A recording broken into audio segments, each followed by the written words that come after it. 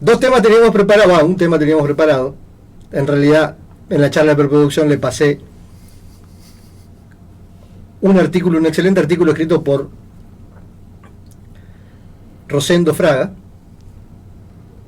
el hijo de Fraguita. Interesante artículo que habla de Milei, pero no Milei el que conocemos, sino el jefe del Estado Mayor Conjunto de los Estados Unidos, que se le plantó, se le paró de manos a Trump cuando Trump quiso,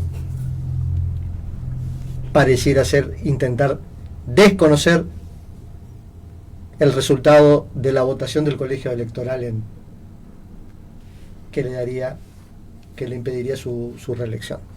Interesante artículo que está publicado en el portal de el diario, que hay un hombre tocando un instrumento musical. Claro, de viento. Recomiendo la lectura del artículo, primero por la forma en que está escrito el artículo. Rosendo Fraga es uno de los más finos analistas políticos que tiene la Argentina. Y después para dar un poco de mención porque el precandidato presidencial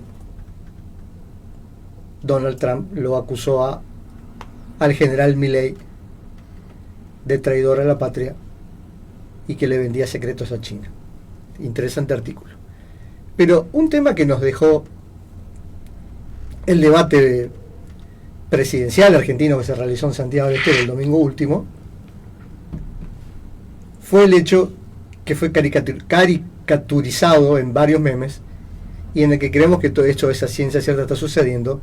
Patricia Bullrich está preguntando quién diablos es Don Lelix, a dónde están las Lelix y si ella puede ver alguna Lelix, y si ella entrara a algún banco va a encontrar las Lelix. Haciendo una breve introducción, las Lelix son los viejos y conocidos pasivos remunerados del Banco Central que ya existieron, por lo menos no desde la existencia del Banco Central, siempre hablamos de temas económicos acá y realidad social, pero estos pasivos remunerados, como diría Bernardo Neustadt, como le explicamos a Doña Rosa, que es una LELIC. Es básicamente una libreta de banco en la cual vos no le pagás la deuda a tu almacenero, pero lo que haces es le vas dando un poquito de plata todos los meses para que este señor no se dé vuelta y ese crédito que vos firmaste se lo venda a un tercero y te vengan a querer cobrar. Básicamente es la idea, son instrumentos en los cuales son pagarés. Las llamadas letras. La letra es un pagaré. Son letras del Banco Central que el Banco Central les oferta solamente a los bancos, por ahora solamente a los bancos, pero los bancos lo pueden transferir, y con el cual tiene como finalidad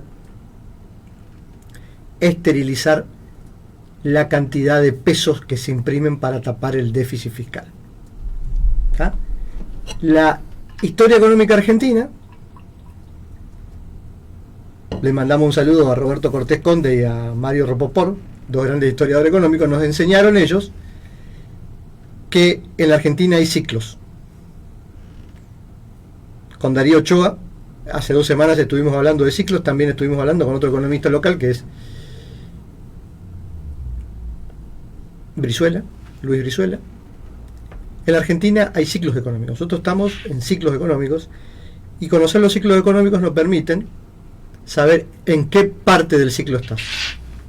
Estos ciclos económicos son ciclos que tienen un tiempo, pueden ser cortos o largos, pero casi siempre duran 10 años, nosotros ya vamos en un ciclo de 20, en el cual hay una expansión, esa expansión que puede tener expansión, digamos, de crecimiento económico, que puede tener las siguientes causas, casi siempre son fondos frescos que llegan del exterior. Eso genera un crecimiento en la economía, lo que implica, digamos, una necesidad de importar mayor bienes. Recordemos la frase que nos dejó Darío Ochoa: cuando la Argentina crece 1 punto de su PBI, importa 2. Esa necesidad de bienes esa necesidad de bienes para mantener nuestro nivel de vida similar al del primer mundo, obliga a que se genera una deuda. Pero la deuda está porque la plata que entra del exterior te entra, básicamente muchas veces entró no como inversiones, y si no entra como inversiones, cuyos frutos tardan en aparecer, sino que ahí entran como deuda. Esa deuda hay que pagarla, por lo tanto se emiten pesos para poder pagarla. Esos pesos van a generar inflación, y esa inflación de alguna manera, en realidad la inflación es el efecto de una emisión monetaria que tiene efectos sobre los precios, sobre el nivel general de precios. O sea, mayor impresión de billetes, mucho más de lo que la economía real te pide, va a generar que los precios de esa economía aumenten más allá de su nivel natural. ¿Ah? Entonces, tiene que haber alguna manera, alguna medida que el gobierno tiene que extraer esos pesos circulantes que exceden, que están dando vuelta. En la década del 80 se llamaban pasivos remunerados, y el presidente del Banco Central de la administración de Macri, el segundo presidente creo que fue de la administración, que fue Federico Sturzenegger, le dio un nombre a algo que ya existía en las anteriores administraciones, y le dio el nombre de letras de liquidez, en las cuales, ¿qué son? Pagarés que el Banco Central les ofrece a los bancos con un interés a 30 días o a 120 días que siempre va a ser mucho más alto que la inflación, que el índice que vos tenés de inflación. Entonces, ¿cómo es el mecanismo? Es una letra, el Estado con eso, para retener los pesos que emitió, emite esa letra, se emite esa obligación, en el cual obviamente tiene un valor nominal, pero no importa porque no va a pagar nunca ese valor nominal, porque es una deuda que va a ser eterna, pero sí le va a pagar intereses mensuales, y estos intereses mensuales están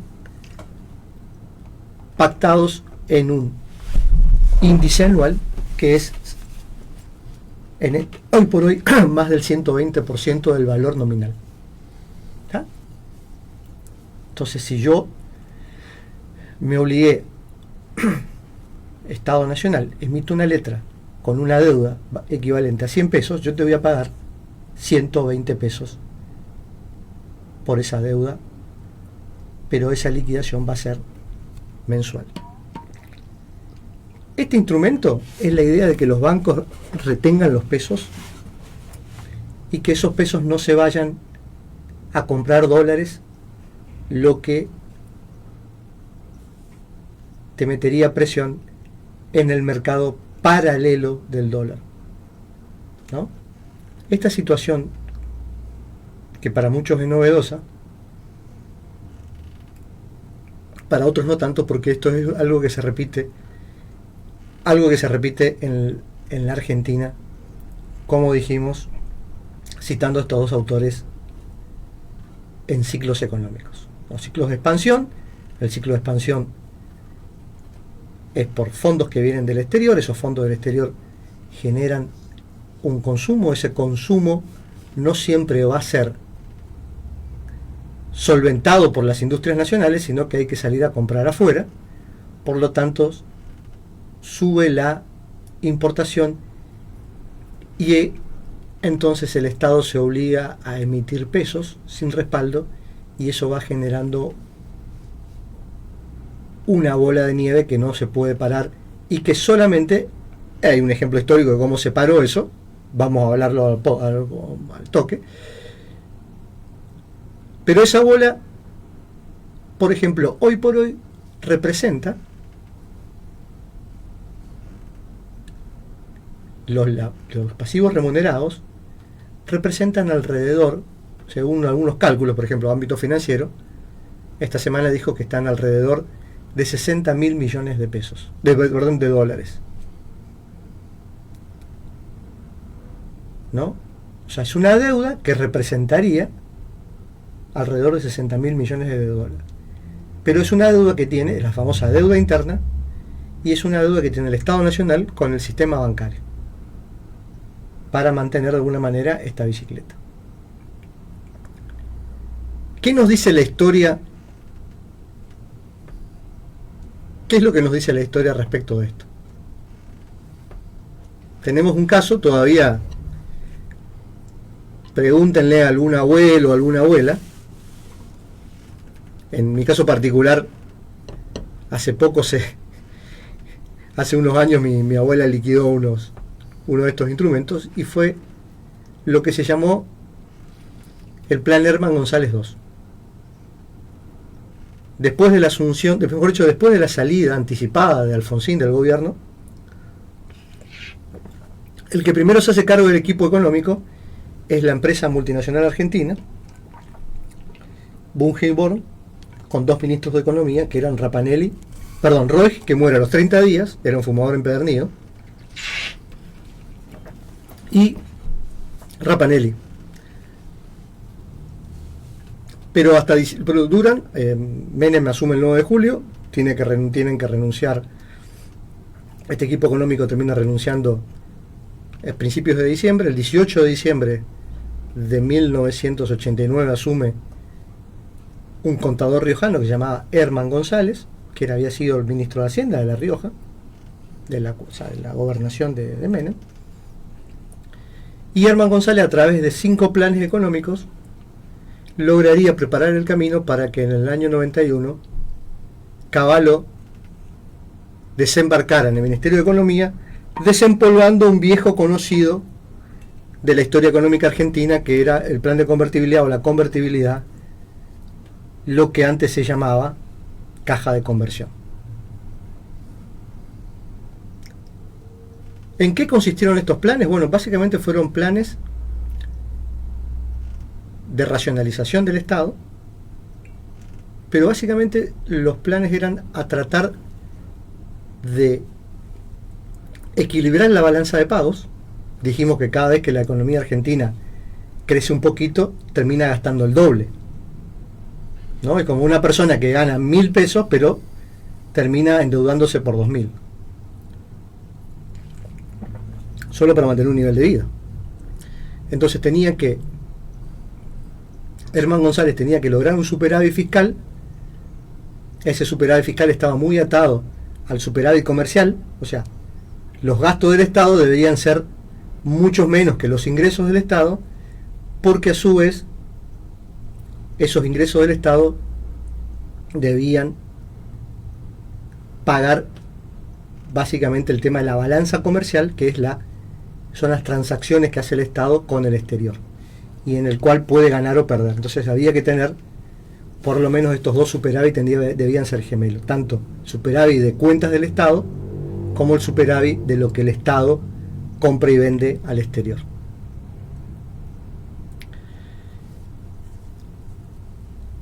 ¿Cómo salió Herman González del atolladero? O Menem, ¿cómo salen de este atolladero? Un atolladero muy similar al que se encuentra en la economía argentina para el año que viene. A estos pasivos remunerados, a estas LELIC, lo que hizo fue la secuestró. Agarró y dijo: miren, yo no te voy a pagar más cada 30 días o cada 120 días con más pesos. Lo que hizo fue confiscó todos las cajas de ahorro y mejor dicho, las cuentas corrientes, no solamente del activo de los bancos, sino del activo también de los particulares. ¿Está? Toda caja de ahorro o toda cuenta corriente, que era más de 1 millón de australes, que en ese momento estaba una paridad casi a 1.000, o sea, 1.000 australes eran $1, y los canjeó por el famoso Bonex. Fue el famoso llamado Plan Bonex, ¿no? Que eran unos bonos, le canjeó a los particulares las cuentas corrientes, el efectivo que tenían esas cuentas corrientes, o por lo menos los asientos, no el efectivo, sino los asientos que tenían esas cuentas corrientes, que son asientos, y los que tenían en dólares, no se los confiscó, sino que se los canjeó de manera compulsiva por un bono atado a las exportaciones. Por eso se llamaba Bonex, ¿no? Era una obligación en el cual se ataba a las exportaciones que tuviera la Argentina e iba pagando una tasa de interés. Lo mismo hicieron con los bancos. Eso fue el llamado Plan Bonex. Muy interesante porque sería el antecedente del corralito. El corralito fue mucho menos lesivo para los derechos de los ahorristas que el Plan Bonex, porque en el corralito, que vendría 10 años después con el mismo ministro de Copa, digamos, con el mismo protagonista, el corralito lo que implicaba era una limitación de la extracción de efectivo de las cuentas, porque las cuentas existían. Hoy un corralito no generaría, son los cambios de las sensibilidades, ¿no? O sea, uno cambia la sensibilidad. Los chistes que se podían hacer antes no se pueden hacer ahora. Bueno, hoy por hoy, inclusive un corralito a nosotros no nos afectaría por una sencilla cuestión. Muchísimos de nosotros tenemos casi toda la plata en una plataforma o una billetera electrónica. ¿Cuál es el problema del corralito? Pero en su momento... En su momento había, no estaba, y eso lo gritaba Cavallo, que en ese momento él mismo decía que se tenía que tomar un tranquinal todas las noches, pero Cavallo en ese momento gritaba en cadena nacional que esto no era ni un problema porque había que irse a la digitalización, había que comenzar a utilizar las tarjetas de débito. Estamos hablando del año 2001. Hoy por hoy no habría eventualmente una corrida cambiaria porque todos tenemos billetera electrónica y está muy expandido el uso del dinero electrónico. Tanto es así que una de las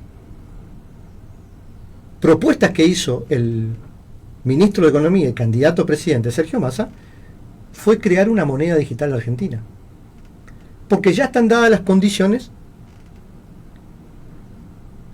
para que esto cruzara, porque ya es costumbre en la gente manejarse y pagar todo a través de billeteras electrónicas.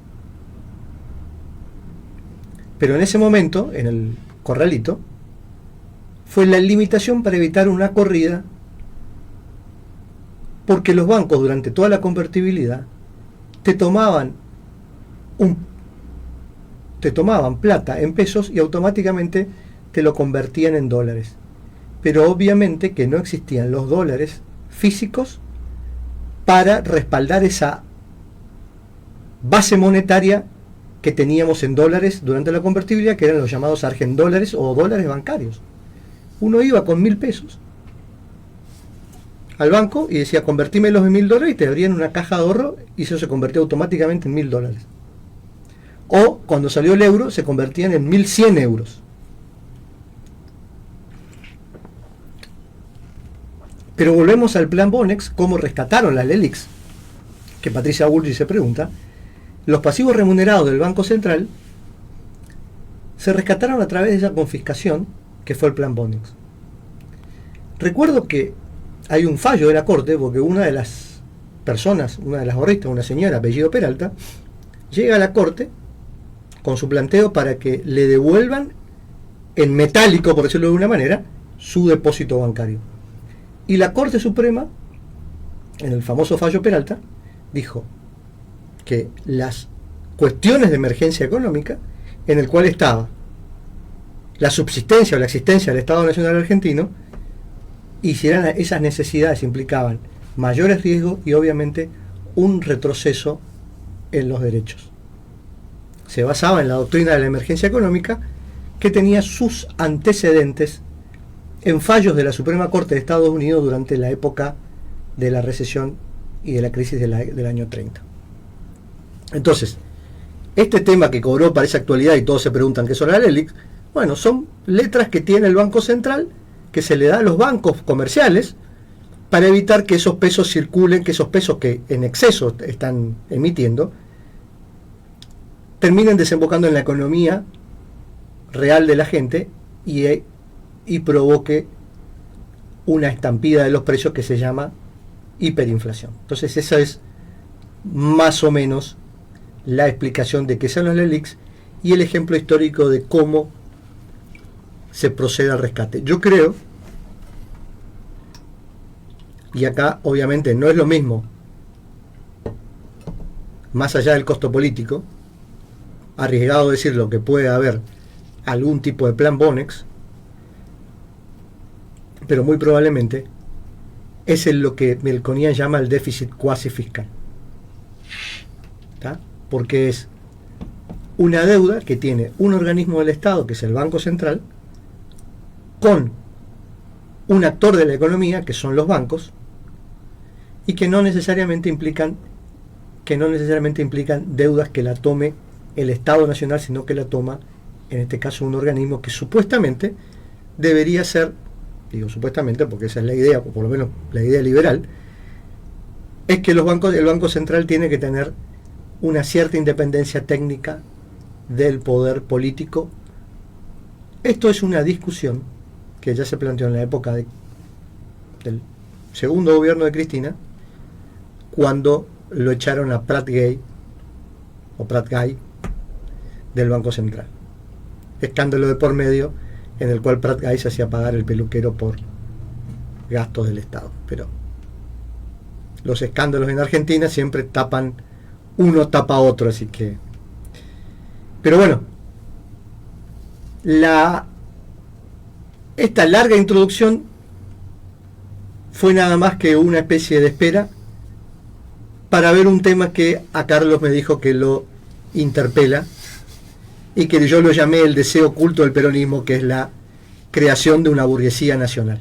¿Cómo estás, Carlitos? ¿Cómo andás, Claudio? Buen día a toda la audiencia. Bueno, Claudio se tomó el trabajo, no se tomó Patricia Bullrich ante la consulta de Milei, ¿no es cierto? Y que menos se tomó el referente económico de Patricia Bullrich cuando le hicieron una entrevista post debate, que tampoco se animó a explicar, ¿no es cierto?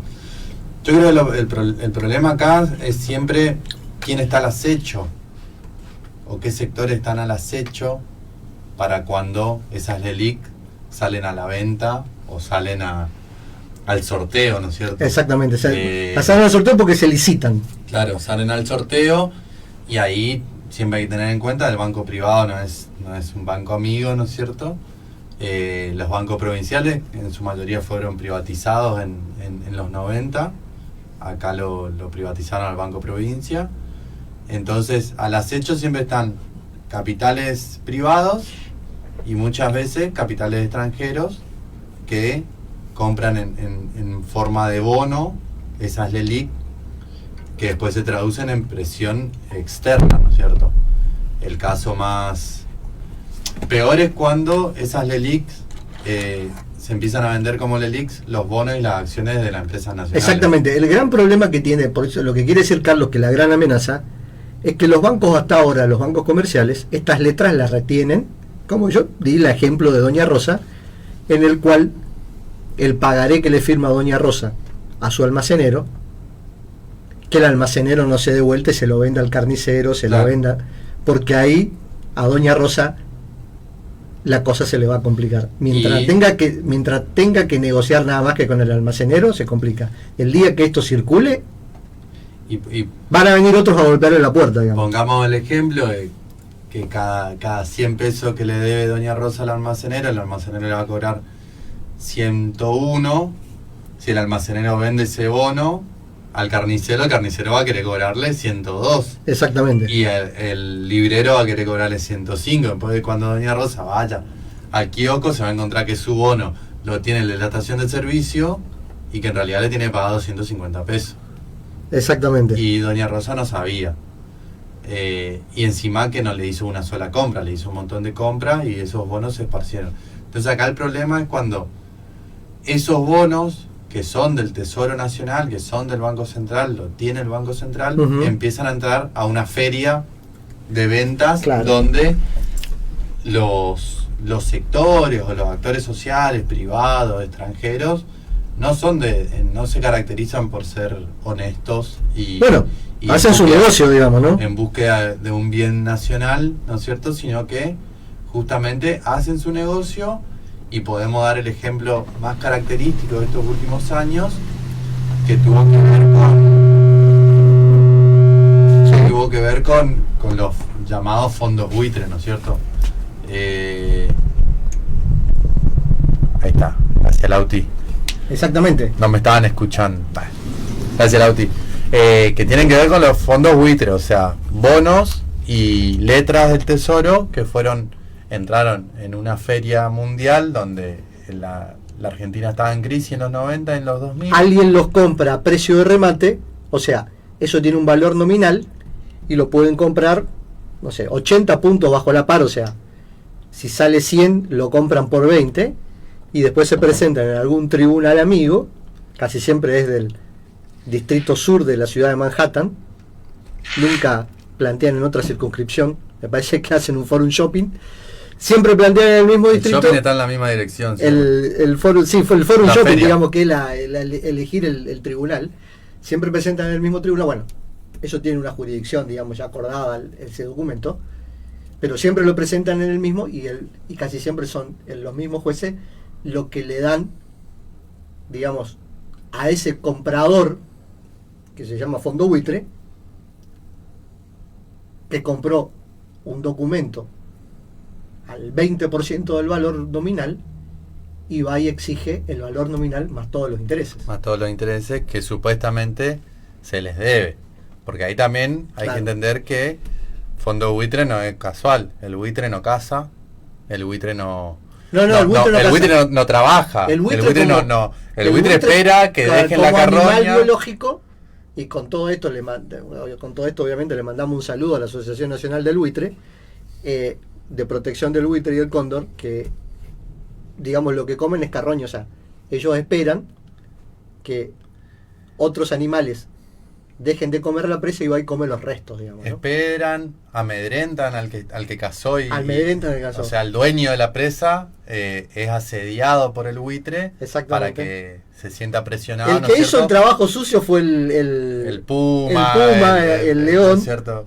Exactamente. Y el buitre. Entonces, no en vano tienen ese nombre, porque justamente son grandes capitales extranjeros, grupos económicos con mucha liquidez. con mucha liquidez, que no tienen base nacional, o por lo menos así se presentan, y que van buscando en el mundo países que sufran, como bien decía Claudio, este cambio de ciclos constantes. Nosotros tenemos en la Argentina, ha habido históricos ciclos de crecimiento, estancamiento y contracción.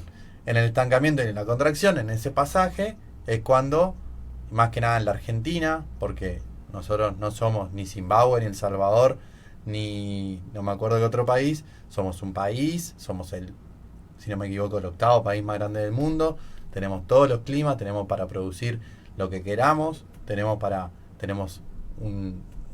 el 30-40% del continente con salida al mar, tenemos las vías fluviales más importantes de toda Latinoamérica, y tenemos todo nuestro país, con la mayoría, salvo con Colombia y Venezuela, frontera con Latinoamérica y Perú. Sí. Entonces, somos un país estratégico, geoestratégico, tenemos las Islas Malvinas, que son La puerta de entrada a la Antártida, a la Antártida, y un son continente inexplorado, un traspase transoceánico. el Si no único es- natural que existe. Si no es Panamá, somos nosotros. Entonces, no es que, bueno, vieron en la feria un bono en la Argentina y le interesó, sino que es sumamente estratégico comprar esos bonos, porque nosotros tenemos una historia, si se quiere, en uno de los primeros ciclos de expansión que tuvo la Argentina, que fue en 1915, 1912, 1918, el primer gobierno de Irigoyen, que fue justamente, y acá volvemos a los fondos buitre, fue justamente cuando se creó la primer petrolífera nacional del mundo, que es Yacimientos Petrolíferos. Sí, que tiene su origen. YPF. Sí, tiene un origen así O sea, cortito. El general Mosconi, un oficial del ejército pero irigoyenista, estaba encargado de la aviación militar, ¿no? Lo que después sería la Fuerza Aérea. Pero en ese momento pertenecía al ejército.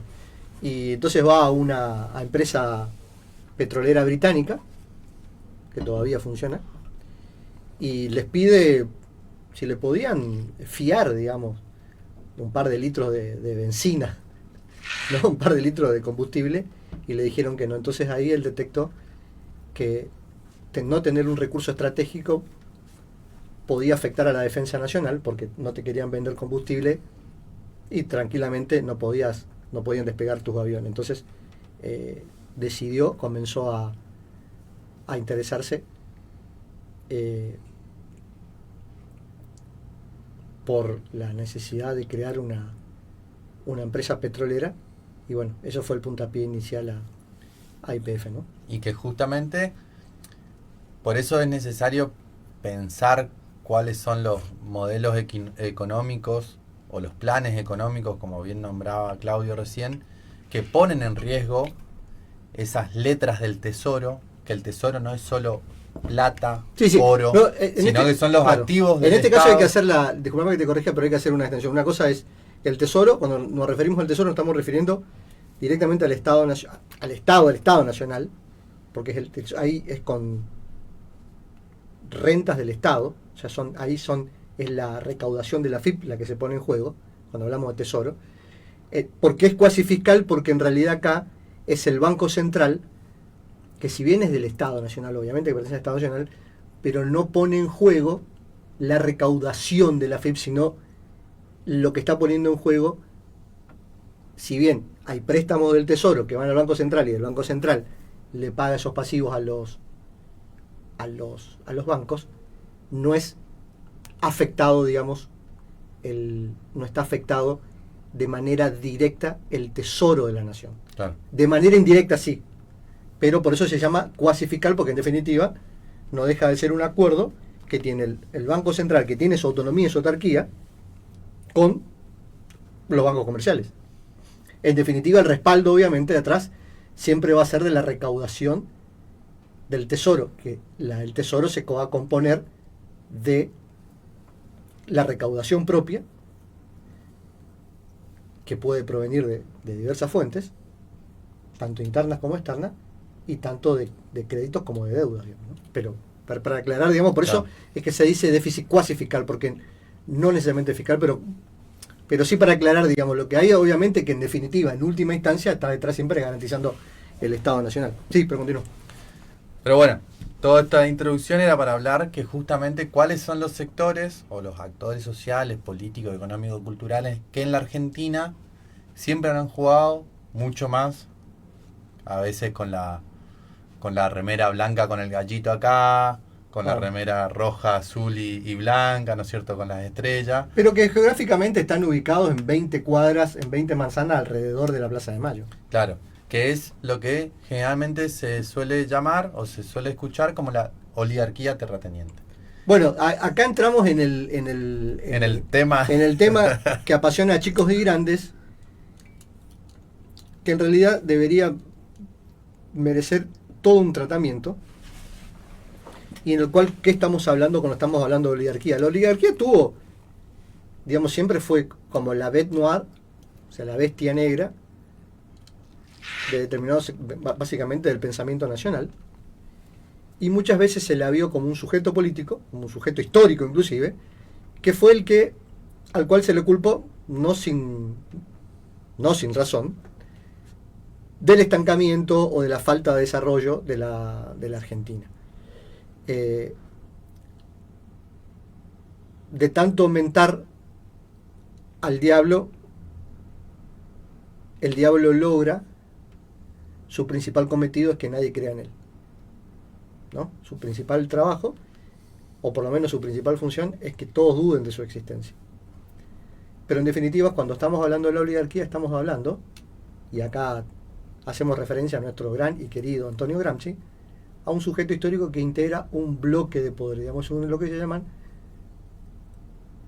bloques de poder Milei, yo no sé si de manera inteligente o no, o si le salió de puro zapallo como el zapatazo del Chango Cárdenas al Celtic en Montevideo, cuando dijo la casta. Logró ponerle un nombre, denominarlo, a un enemigo. Yo no sé si Milei o no leyó a Carl Schmitt, pero Carl Schmitt, durante la década del 30 en Alemania, una linda época para ser un teórico, planteó un libro que se llama en torno, digamos, el concepto de lo político. Dijo que lo político básicamente es establecer quién es el amigo y quién es el enemigo, establecer una línea, establecer quién es el enemigo.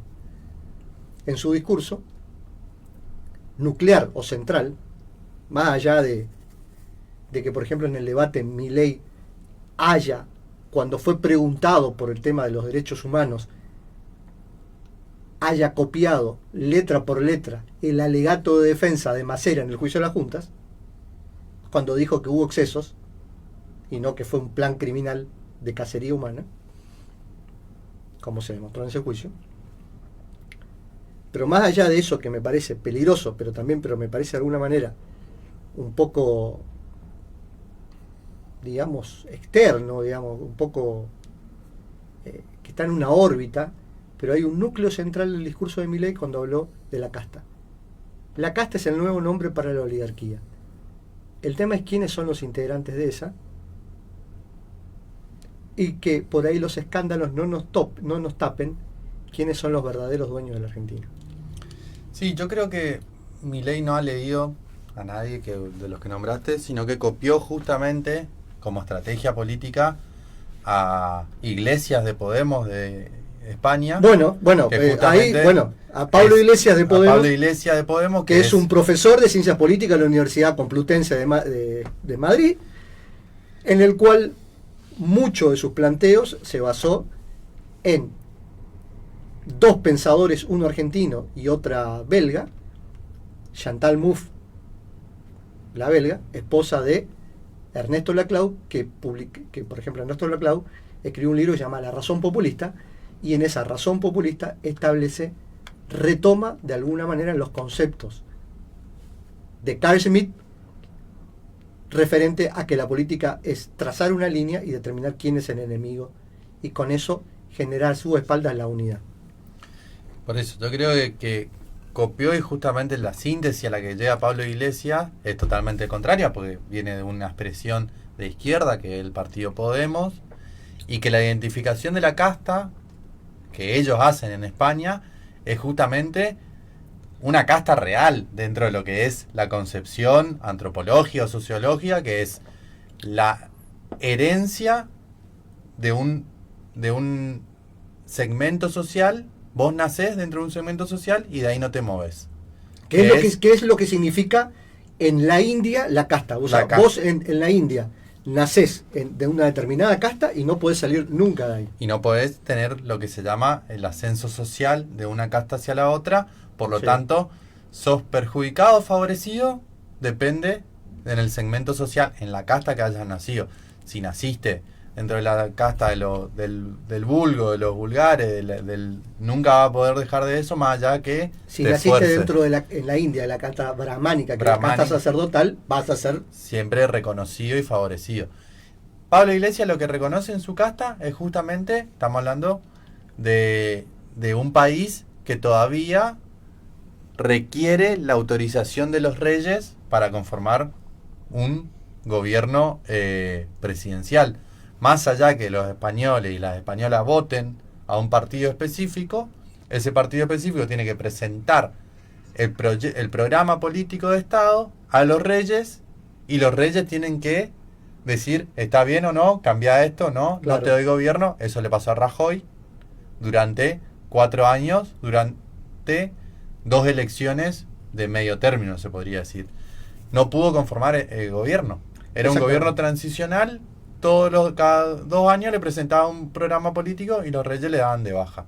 Entonces, ahí sí hay una identificación clara de lo que es una casta, porque estamos hablando de que es una democracia o es si se quiere,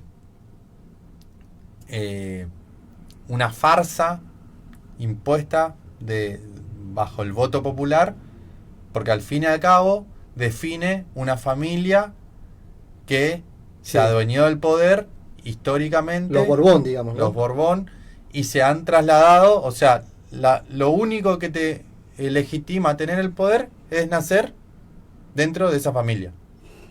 Y exactamente, en algún momento heredar el reinado. Entonces, yo creo que Milei copió eso para sintetizar justamente acá lo que él viene construyendo, de que son todos lo mismo, son todos iguales y todos responden a la misma forma de desarrollar el poder. Que justamente en el sentido común las generalizaciones tienen mucho más impacto que las cuestiones particulares. Porque si uno se empieza a desarmar, a desglosar quiénes componen la casta para Milei, estamos dando cuenta que hay tantos representantes de momentos de expansión y de producción de la Argentina y de mayor nivel y ascenso social, como representantes del ajuste o del plan Bonex o de la hiperinflación. Pero, un poco lo que decías vos, Claudio, era justamente qué hay atrás, ¿no es cierto? Que hay un sector social, político, cultural, un bloque de poder hegemónico en la Argentina, que hay veces que sale a flote y se presenta como tal, sí, sí. Y hay muchas veces que va llevando por abajo, manejando por abajo a distintos sectores. Decíamos que era la oligarquía terrateniente, y esa oligarquía terrateniente, estamos hablando de en el siglo XIX, 1800, el momento de expansión de la Argentina. Nos conformamos como Argentina, nos independizamos del Imperio Español, desarrollamos el plan de expansión con lo que se llama la campaña del desierto a partir de Roca, ¿no es cierto?, que es la expansión de la Argentina. Yo recomiendo siempre leer a Osvaldo Bayer para tener un contrapunto de la historia oficial, ¿no es cierto?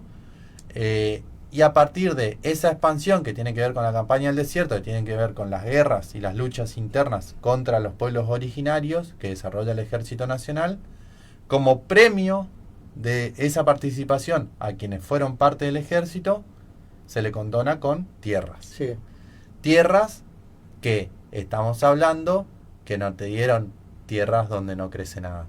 Una de las tierras más ricas y más importantes en el mundo, comparadas al centro de Estados Unidos, como también comparadas con otras latitudes, que es la pampa húmeda. Ucrania también. Ucrania. Y el límite Ucrania-Rusia. Sí. Y estamos hablando de la pampa húmeda, donde la conformación del suelo tiene una característica particular, es que es riquísima para plantar lo que sea y producir cualquier tipo de alimento. Esta oligarquía terrateniente, ¿qué hace? Porque justamente acá yo recomiendo ver en Canal Encuentro o bien en el libro lo que es Mitomanías de la Argentina, Alejandro Grimson, que justamente empieza... Un antropólogo peronista. Un antropólogo peronista, de comunicador social, doctor en antropología acá del posgrado de antropología social de la ciudad de Posadas, que queda por Tucumán y Rivadavia, pero que justamente empieza a desglosar o a desarmar ciertos mitos, como uno que está muy en boga hoy en día, que a comienzos del siglo XX éramos el país más rico del mundo. Sí, no hay estadísticas que lo demuestren. No hay estadísticas que lo demuestren, y si hablamos desde los ojos de la oligarquía terrateniente, en ese momento podemos estar hablando de 500 personas, alrededor de 500 personas que son propietarias de miles y miles de hectáreas del suelo argentino. Ellos sí eran los más ricos del mundo, pero porque producían para ellos mismos y exportaban. Un pequeñito dato, Sí. Disculpame que te haga la pequeña digresión. El domingo se jugó el Superclásico, con una excelente cátedra futbolística que no menos la podía dar River. Surgido también en la Boca. Pero los que hayan visto, los que hayan podido ver la cancha de Boca, ven que es una cancha que está a la mitad construida, ¿no? O sea, tiene una forma de un anfiteatro en realidad. O sea, es un anfiteatro. Enfrente de esa cancha, cruzando creo que es Aristóbulo del Valle, creo que es, uno puede ver conventillos. Enfrente de la cancha de Boca, en pleno siglo XXI, enfrente hay conventillos, todavía, conventillos de chapa. Bueno, en la época supuestamente de mayor gloria y apogeo de la Argentina, supongamos 1906, hay un dato en 1906 porque se produjeron muchas manifestaciones de inquilinos, la mitad de los habitantes de la ciudad de Buenos Aires vivía en un conventillo.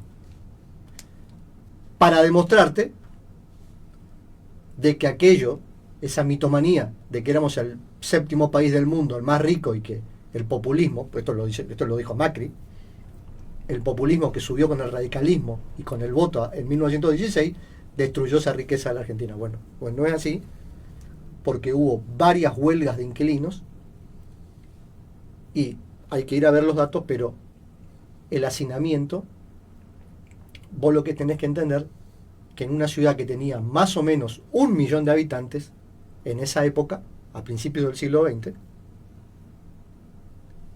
la mitad vivía hacinada en un conventillo. No eran ricos entonces. ¿Ah? Y un pequeño dato, muchos de esos, en el caso de los niños, como no había lugar, dormían en una maroma. ¿Qué es lo que es la maroma?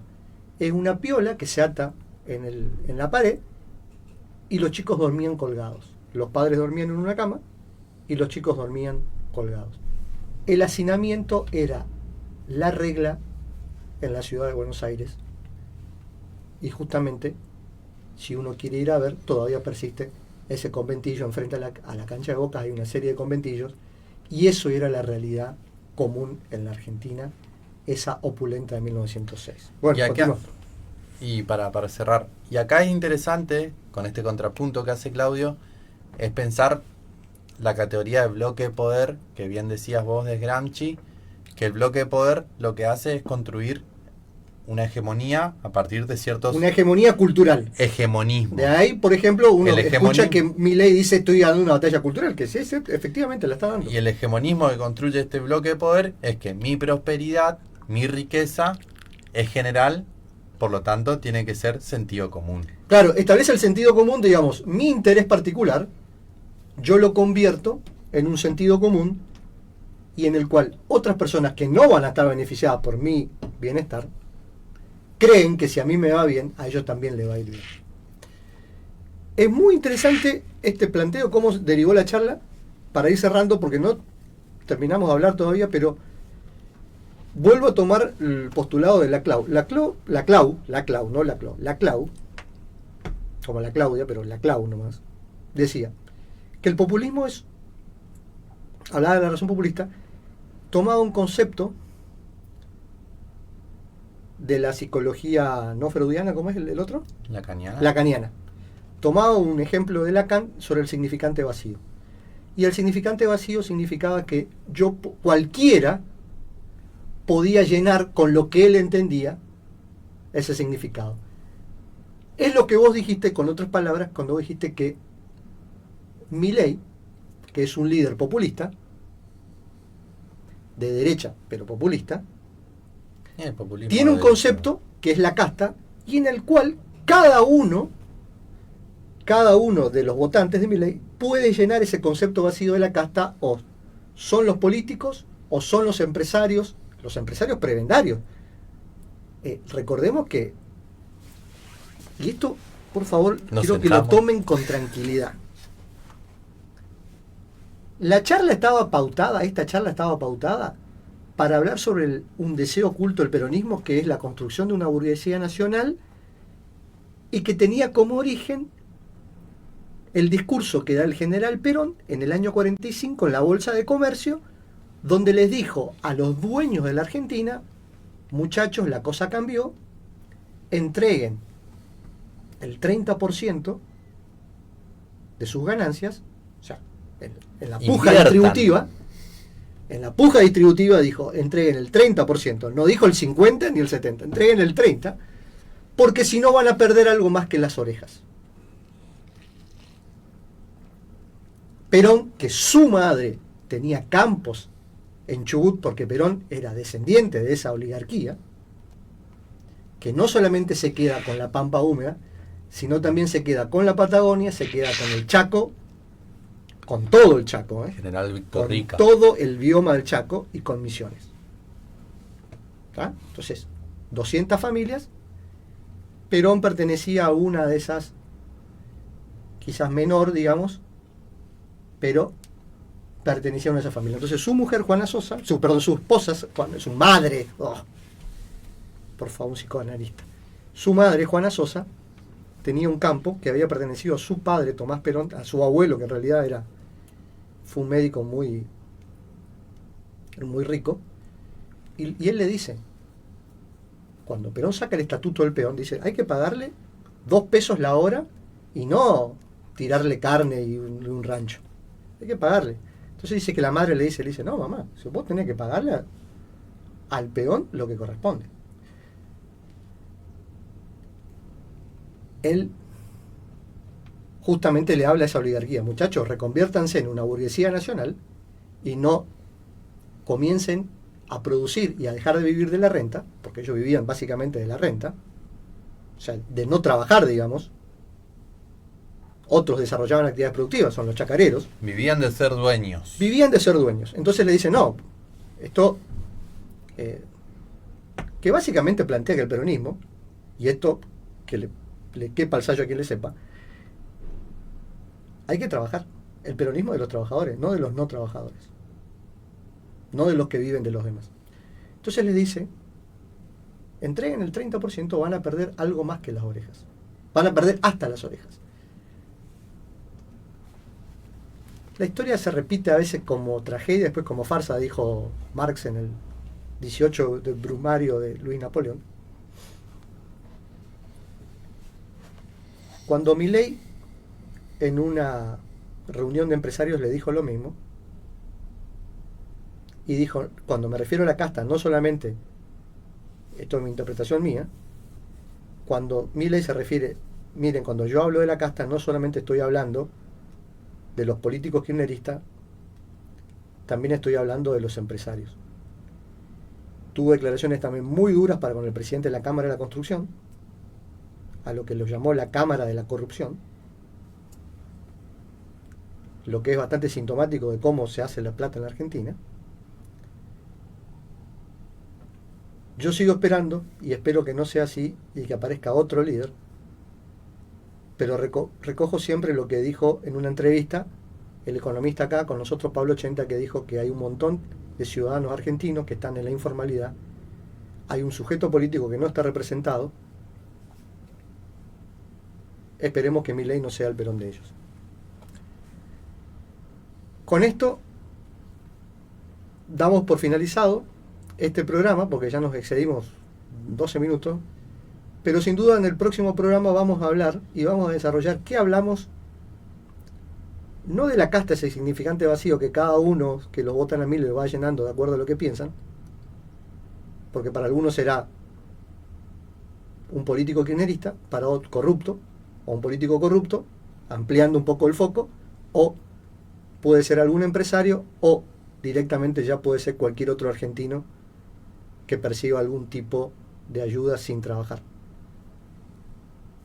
El problema con el discurso de Milei, que es un discurso excluyente, no es inclusivo, el peronismo siempre fue inclusivo, este es un discurso excluyente, porque no se sabe la magnitud de quién integra la casta, si es el 2% de la Argentina, el 1% de la Argentina o el 70% de la Argentina.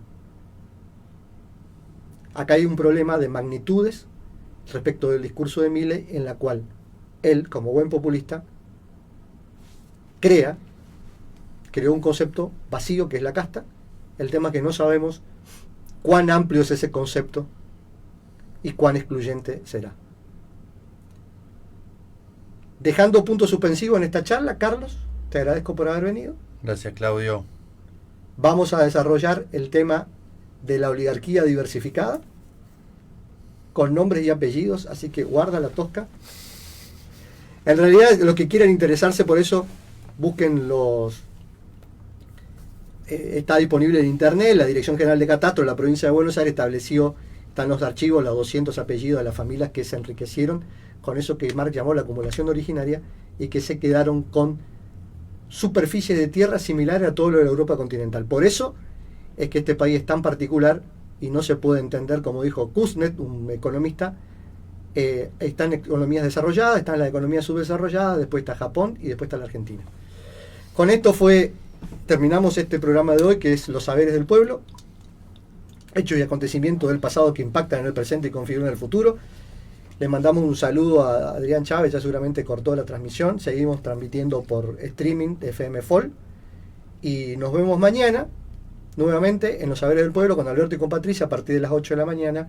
Muy probablemente mañana con un invitado. El viernes tendremos un interesante invitado que vamos a hablar de desarrollo local. Mañana veremos qué Dios nos depara. Carlos, muchas gracias por haberme acompañado.